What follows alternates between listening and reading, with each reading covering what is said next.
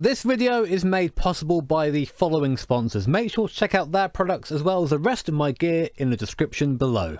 Hey guys, Jimmy here and welcome back to rFactor 2 for another video. Today we are having a look at the very first piece of paid content that's come from RF2, which is the GT3 pack. Specifically, we're going to be driving this radical GT3 thing, which I actually had no idea existed before yesterday. So this pack contains 5 cars, including this radical, featuring the AMG GT3, which we have in iRacing and actually in Assetto Corsa as well, the Callaway C7 GT3 Corvette, the Bentley Continental GT3, the best boat in the world ever, and of course the McLaren 650S, which was featured in the McLaren's World Fastest Gamer competition. To talk about this car and the rest in the GT3 pack, I'm going to be doing a 5-lap race around Totally Not Suzuka, and I'm sort of looking forward to driving this thing because it is...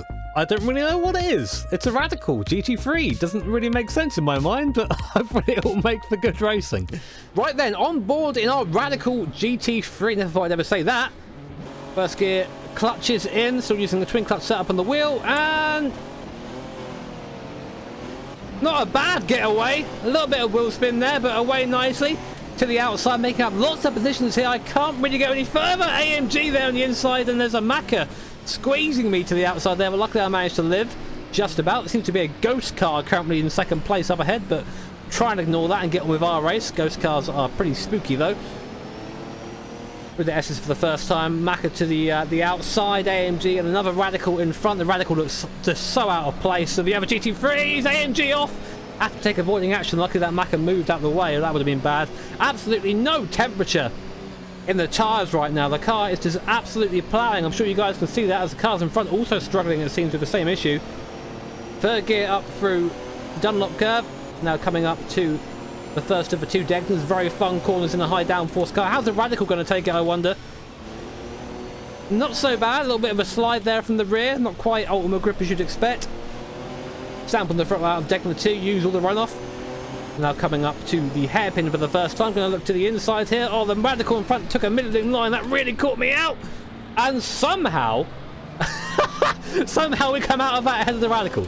Good, we're alive. RF2 AI there doing its best to defend. And of course, I'm so used to other AI where they don't defend that I just think, oh, okay, I'll take that line. I'll be fine. But of course, RF2 AI definitely class leading still at this point. Coming up to Spoon for the first time. Nice and easy on the throttle. Do have a little bit of traction control in this car, but it doesn't mean it's planted by any stretch of the imagination. There you go, nice out of there. Now up into the slipstream of the old Macca in front, getting pulled along now. Unfortunately the gearing in this car is fixed, so we can't have a shorter gear. Looks like AI is getting held up by itself to the inside. Macca turns in like I'm not there. Come on, dude. And I'm only small, but I'm still there.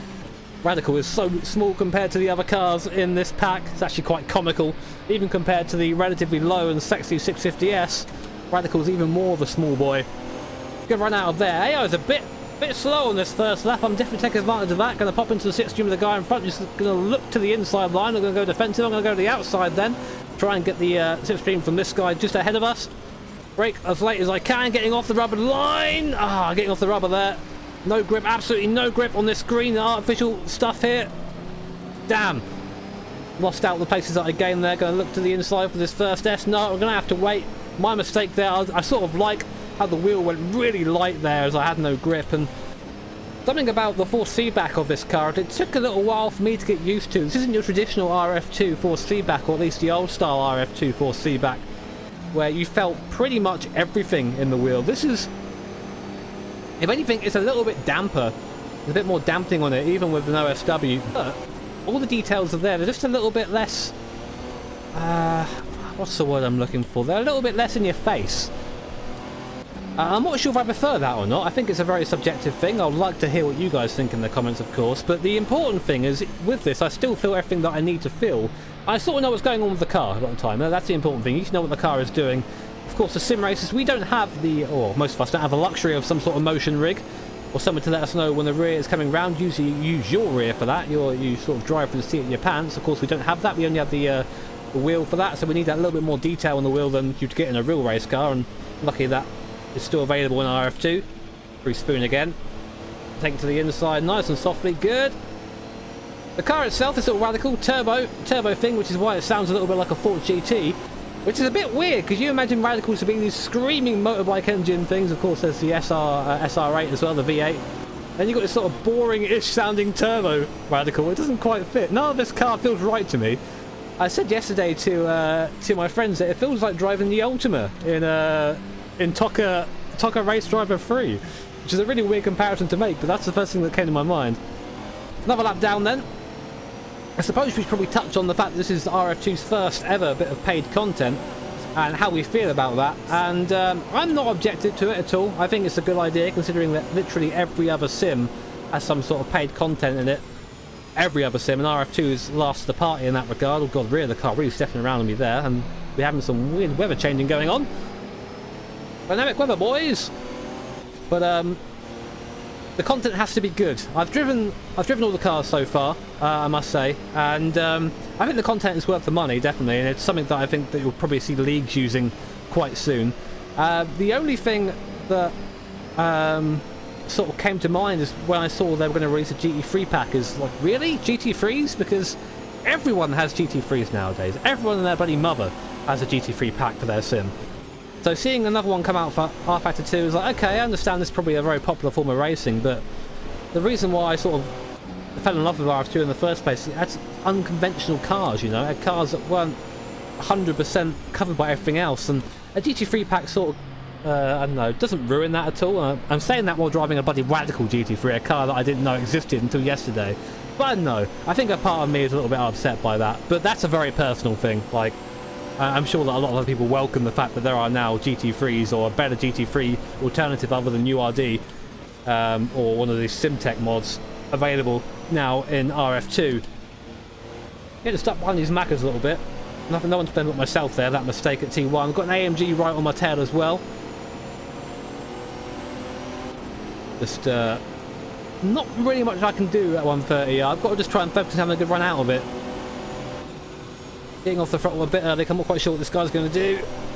Oh, a little bit skatey there on the entrance. Here comes the AMG. I'm going to go defensive though.